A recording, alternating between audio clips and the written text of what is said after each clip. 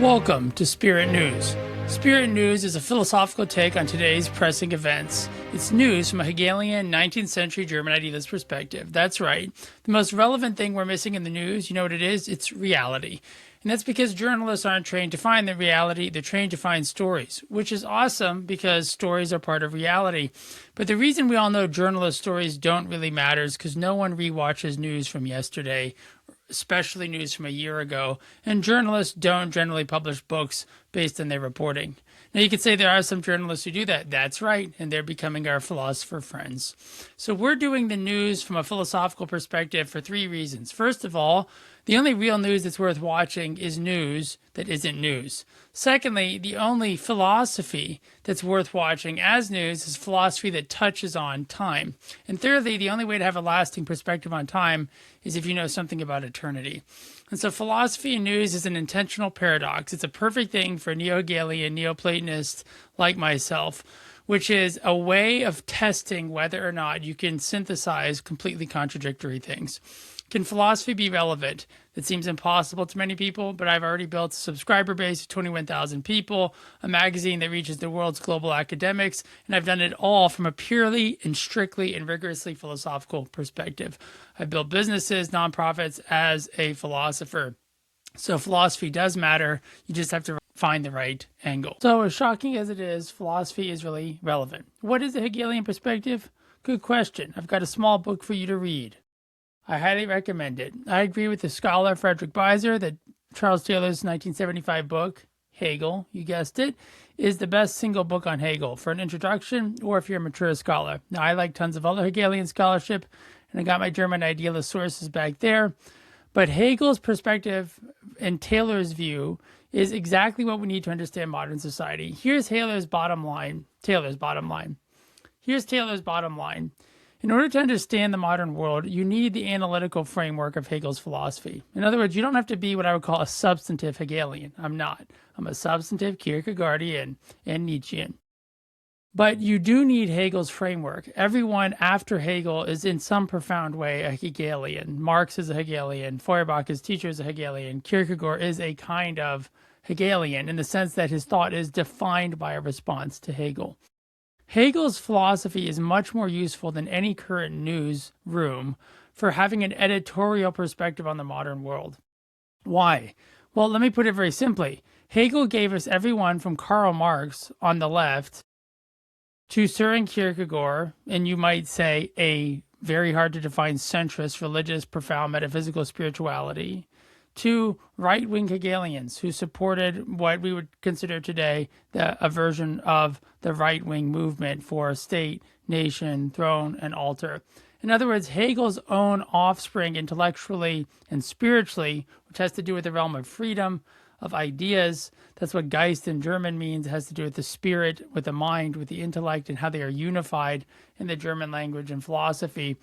So Geist is the spirited part of the human being, is the free, rational part of the human being in the German idealist perspective. And so Hegel's philosophy gave birth to completely contrasting and indeed opposed forms of thought and culture. And that says something wonderful about it. It means if you want to understand a highly divided partisan world, you need a kind of perspective that could have given birth to both sides. And then I agree with Taylor that Hegel in a way did.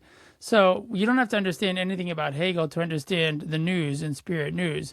But understanding Spirit News will give you a sense of why Hegel, German idealism, and my own philosophy is an extremely relevant thing, I think, for current affairs.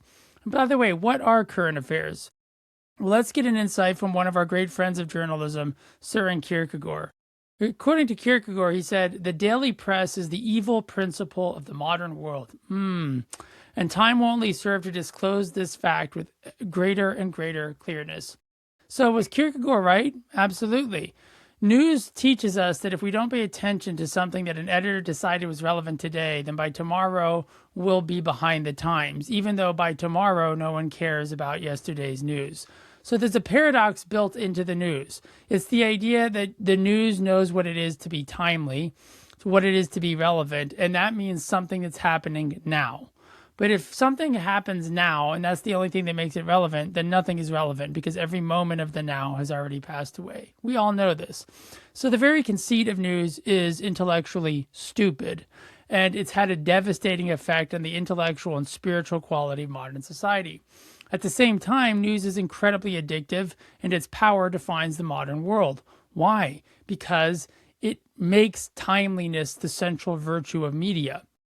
And the need for relevance is a profound human need. It's one of the major needs of a human being in my philosophy, is the need for relevance. It's not the same thing as meaning. It's connected. We do need meaning, but we also want things to feel relevant. That's what it means to have been modern or to be modern.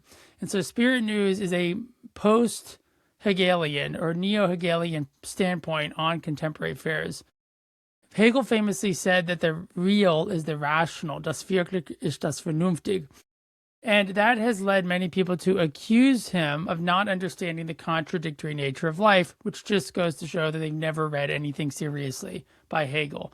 Because to quote Charles Taylor on Hegel's logic, this is exactly the point of Hegel's philosophy, is that there is a contradiction in reality.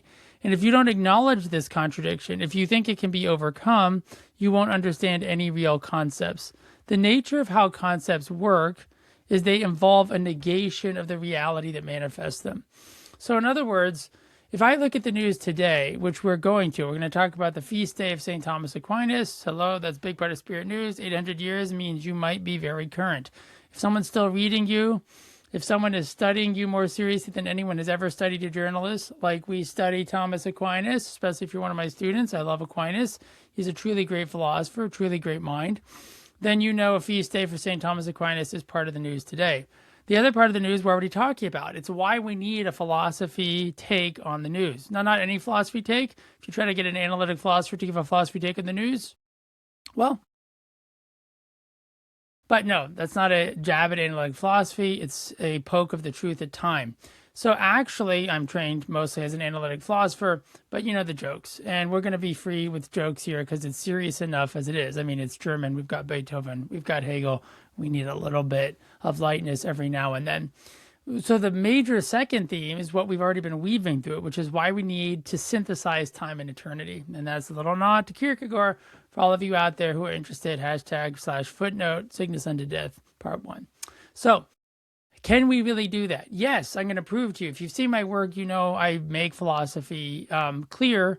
That's one of my main goals. And by making it clear, I show its relevance.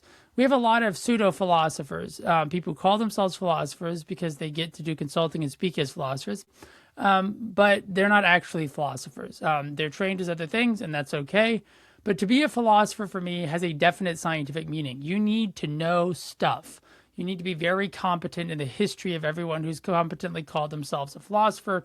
You need to be able to discuss their ideas seriously, respectfully, in a scientific, rigorous way. If you can't, you're not actually a serious philosopher, even if you're making a lot of money for it, which is, again, great. Definitely not against that. But we have a lot of pseudo-philosophy. So Spirit News is about bringing real philosophy, or the pretension to real philosophy. And that's part of the argument. So that's the interweaving segment. Why do we need a philosophical take on the news? Well, we need it because news isn't real. And as a result, news isn't rational from a Hegelian standpoint. But news is giving us material to understand reality in its rational contradictions. Reality is woven with contradictions, and only when you try to articulate reality does its contradictory nature emerge. So the third part of our show today is going to be a Nietzschean perspective on Davos. Now you might say, Samuel, what could be more Nietzschean than Davos? I know what you mean. I know what you mean if you're talking about power, but Nietzsche has a very different take on Davos than Davos does on itself. And we'll see how a Nietzschean analysis of Trump's keynote speech, particularly at Davos, and some of the other material from Davos, gives us a very interesting perspective on geopolitics and the future of the world order. So, do we live in a post-rules-based order, or have we simply forgotten some of the most basic lessons of Hegel, Nietzsche, and the broader 19th century? That's what we're talking about today. So let's move directly into the segment on Hegel specifically. Hegel's philosophy gave birth, as I've said, to the modern world, and both its most radical, revolutionary, political, economic left movements that are atheistic, highly critical of the throne, of monarchy, traditional governments, traditional authority, and the altar, spiritual authority, churches, priests, synagogues, mosques, and at the same time it was widely adopted by many conservative Prussian Germans and other conservatives in many other European societies who saw Hegel's philosophy as providing a beautiful vindication of the unity of throne and altar, the unity of religious power and political power as part of a decent, good, civilized order. Now, isn't this incredibly relevant? Currently, we have a fundamental debate between what is a so-called resurgent Christian nationalism, which is part of a broader movement, which is not per se as negative as some aspects of Christian nationalism one would want to think, which is what you might call a civilizational Renaissance movement, or a movement that's seeking to restore Western civilization. And this is a very important debate. And in this debate, we're going to add a German perspective, which is to say that of Kultur or culture. Now, that's an illusion that has many layers. To those who know, you know. But what that means is we need a Hegelian, and I don't mean slavishly Hegelian because I disagree with Hegel about almost everything, but I still consider myself a great student indebted to him of his work. So I want to give him his debt. This is really 19th century in the broad sense, but it is a Hegelian take as Hegel gives us the contradictions and he gives us a framework that I think everyone else has inhabited. So the contradiction we have today is a version of the same contradiction that Hegel's thought gave birth to. It is a contradiction in which one source, Hegel, is interpreted by people who are utterly opposed to each other as being a valid representation of that source. So we have Americans who believe that the American tradition, or liberals who believe the liberal tradition, or Europeans who believe that the European tradition actually represents one set of realities: very strong nation-state integrity, strong borders, relatively real, meaningful economic and political autonomy at the national level. On the other hand, we have people directly opposed to that, who on one far end are complete globalists who desire the destruction of the nation state as a political unit. They desire a functionally borderless world governed by a single global governance system or structure. In between that, you could say logical extreme of globalism, and of which there are many versions, you have a version which seeks to subordinate the nation state to a transnational global order, often mediated or by, in this vision, or represented by the United Nations or some, platonically ideal form of what the United Nations is, in fact. And this is the tension we have. It's a tension between so-called globalists and so-called nationalists. And this is, in many ways, a variation of the tension between communist interpretations via Feuerbach of Hegel as giving birth to an atheistic society which critiques the false legitimation of religion, that simply uses religion as a prop to stabilize the ruling group in society and the ruling political structures, and political conservatism, which is just a way of using reason and words like tradition to justify not letting a more equal and just society emerge. That's the tension. You could say that's the broadly left critique from the left-wing Hegelians of the right-wing Hegelian movement. This is simplified, but it's not totally distorted. On the other hand, you have a right-wing Hegelian movement which sees in the left-wing adaptation of Hegel a complete and obvious betrayal of the actual content of his philosophy, a failure to read him carefully, a failure and a refusal to really understand him, rather a selective cherry-picking that takes some true themes from Hegel but abuses them and makes them invalid in their implications. So that tension, you could say, what does that have to do with the present, besides the fact that it sounds a lot like the present, is replace Hegel with America. Replace Hegel with liberalism. Replace Hegel with the European or global international liberal order. And you see we have the same dialectical structure. We have completely opposed camps today, each of which claim to derive from a single parent idea. Liberalism, which gave birth to progressivism, which does not look like it's liberal, and is opposed by so-called classical liberals, which are now construed as conservative. Or European liberals, a movement which has split into European liberals who claim there's nothing more liberal than defending the freedom of the nation state, since it is what grounds and defends local and regional and national liberty and prevents totalitarianism of a one world system or the chaos of anarchy. And on the other hand, you have other descendants of liberal international order who claim that nothing is betraying the vision of the liberal international order more than a refusal to submit your own nation's idea of itself to the broader harmonious cooperation of the globe or of your broader regional unit, like the United Nations. And so the United Nations, you could say, represents an attempted synthesis of these two positions, an attempt to synthesize the existence of the nation state with the reality of a regional integration on the path towards a global integration. Now, the challenge is the United Nations has become, for many, a cipher for simply one side of this process, something seeking to quash national sovereignty and the national order while seeking to assert a not transnational but post-national hegemony representing Brussels and, in a sense, the broader global order of the globalist movement. I'm not saying that's true, but those are the perspectives. And yet both of these will claim to come out of something like you might call a liberal European vision in, say, the post-World War II period. Similarly, in America, so-called classical liberalism gave birth to the movement now known as progressivism, what some people call woke. And many liberals don't recognize that movement, which shows you they don't understand their own position.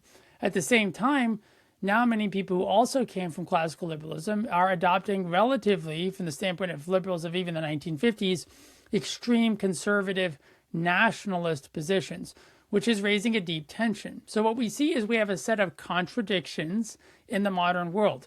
We have a contradiction latent in liberalism, and this is the contradiction between liberalism and nationalism. Are liberalism and nationalism really actually compatible? This is a very important question, because if they're not, then it seems like you get a nation state that satisfies a nationalistic standard only if the state becomes illiberal or remains illiberal, as traditional states were. On the other hand, it could be that the tension means you can't have nationalism if you want a liberal state. So in other words, the existence of a healthy nation state could be in tension with nationalism as a movement. So we have to distinguish nationalism, which I would say is a movement that aggressively privileges one particular nation over the interests of other nations, as opposed to a respect for the nation state, which is the recognition that the nation state is a completely natural, valid form of political order, and that any progress that transcends the nation state must begin by accepting that as a premise. It's like asking people to grow, but threatening them that if they don't grow, they'll be destroyed. That doesn't encourage growth. So that's the other perspective. Or it could mean that liberalism itself is something that is incompatible with the nation as such. And that is, you might say, the, not extreme in a negative sense, but that's the logical spectrum end of the liberal globalist interpretation, which is they would say they're still liberal, but their liberalism leads to globalism, which means in this interpretation, the end of the nation state, not just the end of nationalism, but the end of the nation state. And thus we see from the globalist perspective, there's a conflation of a defense of the nation with nationalism. And that is critiqued by people who say, no, we want borders. That doesn't make us, extremists. From the nationalist perspective, there is a conflation of globalism with liberalism as such. And thus the so-called post-liberal, which is meaningless, it's anti-liberal, it's anti-freedom, anti-liberalism, as I'll call it. So it conflates globalism with liberalism, and thus you get the so-called post-liberal order that is an anti-liberal order, an order that wants to make freedom a secondary or subordinate value of modern societies, which, of course, that's the normal perspective throughout history. It's the perspective of many governments that are not part of the Western international order. So that perspective and the globalist perspective are what we could call a clear dichotomy, meaning both of them conflate the same things, but from opposite sides. The globalist conflates their liberalism with the negation of the nation state, and thus the equation of the defense of the nation state with nationalism. The nationalist conflates the defense of the nation state with a negation of liberalism, because liberalism is itself equated with globalism and the negation of the nation state. So each of these two perspectives see in each other an existential threat. And notice, therefore, that the position I mentioned as an intermediary position is not really politically represented today. The idea that nationalism may be a very indeed valid problem, but the problem of nationalism is exactly that it undermines the nation state and its integrity by making it extreme, bellicose, and subjecting it to a precarious position of conflict and hostility vis-a-vis the broader international order. So you see, I hope, that this Hegelian framework, what could seem completely irrelevant, the literal reception history of Hegel's philosophy in the 1930s, 40s, and subsequent period of European history, is actually the key to what I will call the editorial perspective of this newsroom, if you will, as a philosopher. Not because, again, I am a substantive Hegelian. In that sense, I'm much more influenced by Søren Kierkegaard, Nietzsche, and other figures, but because, like Aristotle, Hegel is the great systematic unifier and theorist and architect of his and our time. And that brings us directly to St. Thomas Aquinas, who is, in this segment, a crucial figure. Every episode will have a segment featuring a very relevant, timely person. We may interview them, we may get quotes from them. And in this segment, that's going to be introducing Thomas Aquinas, because it's his feast day. Why does Thomas Aquinas matter now? And how does he help us understand current affairs? That's our next segment. Well, who is Thomas Aquinas? Thomas Aquinas was a 13th century Italian who was a member of the Dominican order, which I'll explain in a minute. And he is, simply put, one of the most influential theologians for the past 800 years. Here's the first part of one of his great books, the Summa Theologiae, or the Summa of Theology. Now, you could say, it's bad enough to have a Hegelian perspective on the news, but now you're telling me I need to pay attention to medieval philosophers? Yes, I am. Let me tell you this. Someone who understands Thomas Aquinas is better equipped to understand anything in the world today than someone who doesn't think Thomas Aquinas is relevant. Why? Okay, well, first of all, let me try to do something very difficult. I normally teach on Aquinas, and I taught on him at Yale, I've taught on him privately. Aquinas is a big deal. It's complicated. I have a whole chapter on Aquinas. I've published an article dealing with Aquinas and Schleiermacher. So how do we break down Aquinas in 3 minutes? Okay, first minute is Aquinas' intellectual achievement. Second, Aquinas' historical legacy. Third, Aquinas' historical relevance today. First, Aquinas' intellectual achievement is that he synthesized Aristotle, the greatest systematic mind of the ancient world, the greatest student of Plato, the greatest student maybe who's ever existed, great student of Plato, founder of the Lyceum, created a beautiful, broadly naturalistic philosophy in which a divinity was acknowledged but as part of the world, who did not really intervene in the world. And Aristotle gave a beautiful scientific framework building on Plato to understand the entire natural world that respects its individuality and its integrity and its interconnection. He famously, as people say, as in the painting, the great painting of the Renaissance, he brought Plato's forms down into the earth. Now, Aquinas was reintroduced into the Christian world in the period of the 11th to the 13th century, particularly beginning in the 12th century. And this led to a revolutionary tension with the broadly Platonic understanding of Christianity at the time and the new Aristotelian philosophy, which no one had ever encountered before directly in the texts. So the significance historically of Thomas Aquinas is that he took what was perceived as the greatest threat to theology, to the Christian church of the Middle Ages, and therefore to the Christian order of the civilization, which was a Christian civilization. And the greatest threat was this new, apparently rationalistic philosophy of Aristotle. And Thomas Aquinas incorporated Aristotle, from his standpoint, seamlessly into his Christian ideas. So in other words, he synthesized what appeared as a hostile philosopher, a hostile source of an independent interpretation of reality, very scientific, very explicitly based on reason.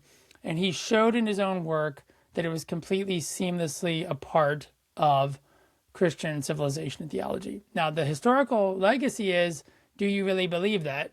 That's the Roman Catholic Church's interpretation since the 19th century. and the Dominican order's interpretation since the 14th century and the 13th century of Thomas Aquinas' significance. Not everyone agrees. Many people will say that Thomas Aquinas thought that he did that, but in fact, his philosophy and theology, which are incredibly profound and beautiful, insofar as they integrate Aristotle and Christianity, they reveal profound fault lines in which one has to choose, finally, between an Aristotelian interpretation of Christianity or, in some cases, a rejection of Aristotle for the sake of a true Christian understanding of Christian doctrine or philosophy. That's the debate around the legacy of St. Thomas Aquinas. But what's not debatable is that he is one of the greatest geniuses who has ever lived. Anyone who reads his work will find their mind improved and bettered, and I challenge you to try reading it. So one of the marks to me of philosophical training is when you are ready to productively read Thomas Aquinas. I'll be teaching Aquinas to some of my own students this year. If you're interested in that, check out the Becoming Human project. Now that brings us to our last segment, Nietzsche on Davos. Now you could say, what is a Nietzschean perspective in general? Well, that's a very complicated question, but let's remember what Nietzsche said, that truth is a moving army, a marching army of metaphors, I believe. Nietzsche, you can correct me on that, or internet, you can if I got it wrong. So what does that mean, and why is it relevant to a Nietzschean perspective? Well, first of all, let's not get into what the truth is, right? We're not Pontius Pilate today, quid veritas. But let's get into the relevance of the question of what truth is for Davos. Davos represents the most concise example and embodied form of the contradictions of the global order. There's a certain very naive, simplistic perspective, which is a conspiracy theory perspective, that says Davos is a kind of global conspiracy, which is a crazy position. I understand why people believe it, but it's totally not true. It's what people today call a conspiracy theory. Davos is the reason conspiracy theories are false, because Davos represents contradictions. So the contradictions Davos represents are the globalist order represented in its full diversity. And that is what we saw in this year's Davos. People who were traditionally the object of great hostility from Davos in the past few years, most significantly President Donald Trump, and people who have in the past mocked Davos for its globalist absurdity, like Elon Musk, were many of the key figures, indeed the defining key figures, I would say, of the World Economic Forum this year. And in that context, there's three key themes that came out of Davos that I want to stress and invoke the relevance of Nietzsche to understand them.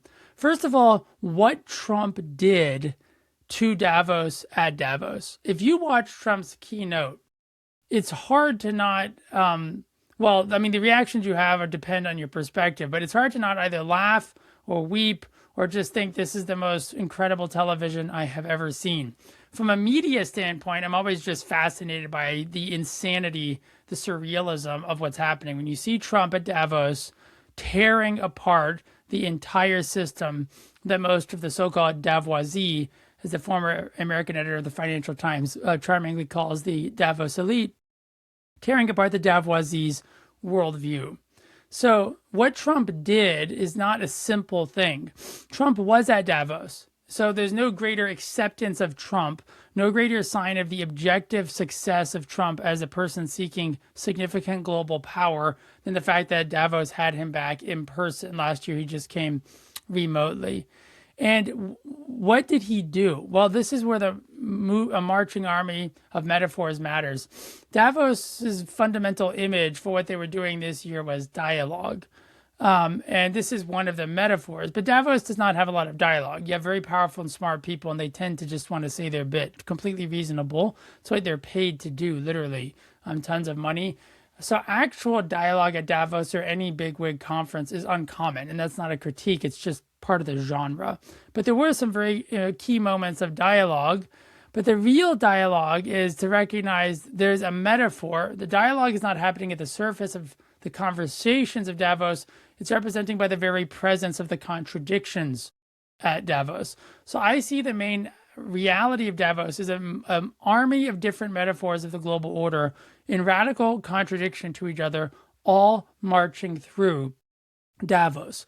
So the first thing then about what Trump did is that Trump used his position as the most important speaker at the World Economic Forum to announce the irrelevance of the apparent vision of the World Economic Forum as it understood itself. Now, obviously, it's not irrelevant if Trump wouldn't be there. So this is one of those beautiful kind of contradictions where if Trump really didn't care about the global order and the global elites, he wouldn't be honored and enjoy the prestige of being there. He recognizes it's a great thing in its own way if it can be controlled by his agenda, just as the other people in Davos want Davos and other parts of the world controlled by their agenda. That's the natural thing. Power brokers are trying to bring the order of power into their own interests. It's not nefarious, it's normal. So ethically, it's a separate question. Is your own interest a good thing for other people? Is it good for you? That's a different question. There's nothing nefarious about people who are very powerful wanting the world to work well for their interests. That's human nature. It's not unique to any group. But what Trump did is he said, I know exactly what you're doing. This is the subtext of his speech. And I'm telling you, you can't do it anymore. And you're going to do my thing, or what you want to do won't work at all. That's essentially what Trump did at Davos.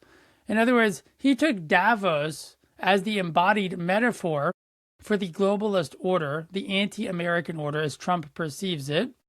And he took his own identity and he smashed that metaphor in his speech. He crushed it. So they're at war.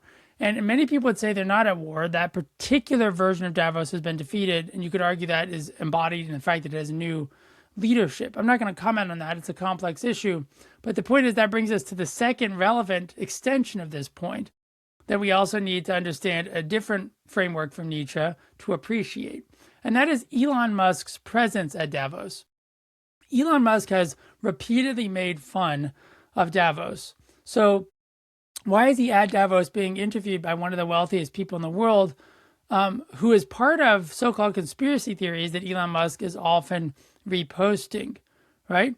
And this gives you an insight into why any conspiratorial interpretation of any of these figures or movements is simply wrong, because it's too simplistic. Elon Musk is now one of the most treasured, in spite of the fact that many people hate him, members of the globalist order. So, for example, he's currently essential to many aspects of the military success of Ukraine. And people who hate Elon Musk but support Ukraine often don't think that through, because they have a very personal antagonism to Musk, because he has a very big personality on the global stage. And so significantly, I read the accession of Elon Musk to Davos, in spite of everything he said, as his ascension into a full acceptance of his status as a member of the global elite. And why shouldn't he benefit from that by having it as a place to share his conversations? So I think that you don't have to see it as a contradiction. It may be. I see it as an evolution of Musk, you could say, taking his seat in this new Davos. A Davos who is more aware that they can't simply set the agenda for the global order, which is kind of their job, but that they need to at least in spirit recognize a different power entity, in this case, Trump's United States, Elon Musk's AI-based Silicon Valley. They are setting the agenda for the global order. And that brings me to the third point, and this is the relationship between what I see as the fundamental weakness of the globalist global order today and what it's going to need to do to have a chance of defeating or of having a realistic tension with, so that it can help modify, if it wants to, the agenda of the Trump Silicon Valley-based order. The weakness of the Silicon Valley-based order and the American-based order from the European and globalist perspective is that it is not respectful enough of international norms. It is not respectful enough of the concerns of the global population and national populations to the dangers of artificial intelligence and its development, that it is not respectful enough from this standpoint of civil liberties, but that it is a kind of cowboy, which Europeans still love to think of Americans this way, imperialism, in which the commerce engine of the United States is being used as a wing of the military industrial complex to impose a kind of very tight American geopolitical and indeed military sovereignty of the world through AI in a way that is related to the fears in America around China. And what this has resulted in is stoking an extraordinary amount of European investment in AI, technology, science, and entrepreneurship in this area. And it's led to a nationalization of the AI race. So this means every nation, as it develops its own AI, will end up developing contradictory perspectives in its AI based on the interests of the information sources and filters and editors and trainers of those different perspectives.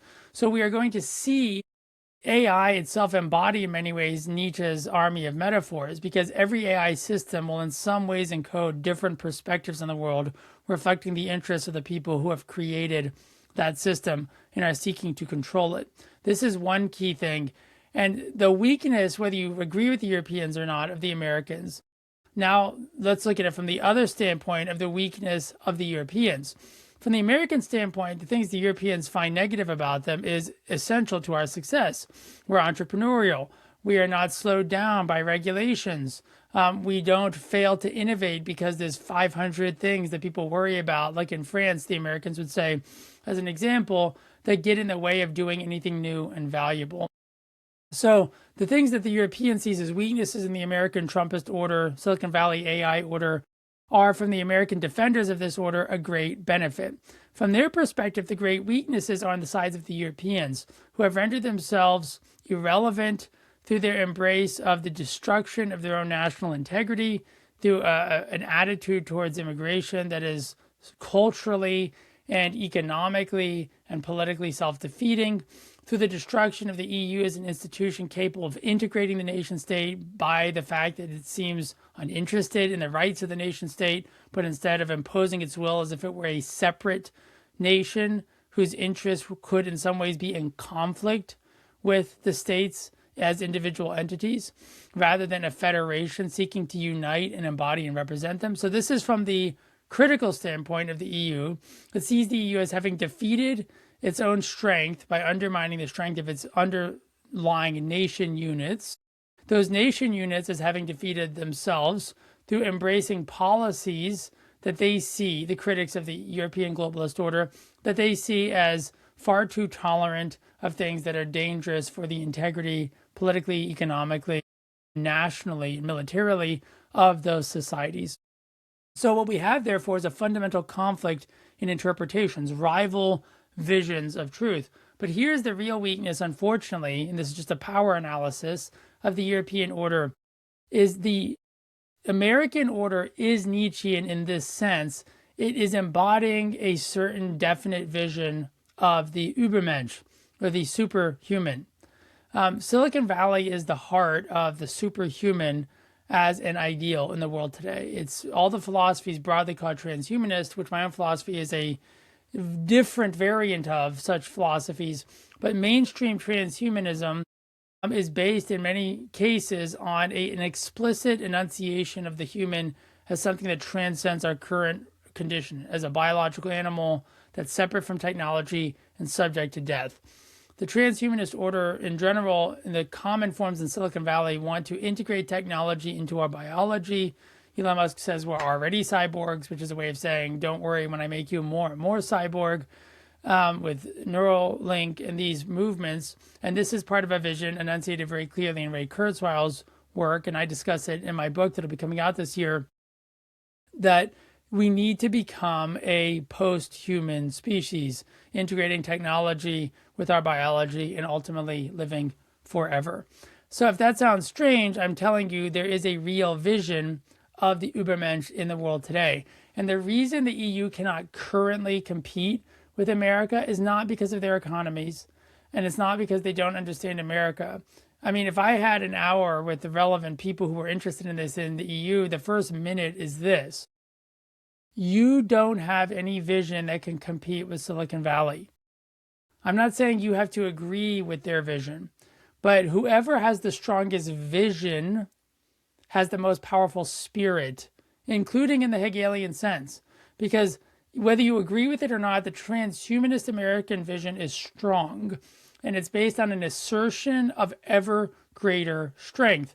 The Europeans are correctly and rightly afraid of strength.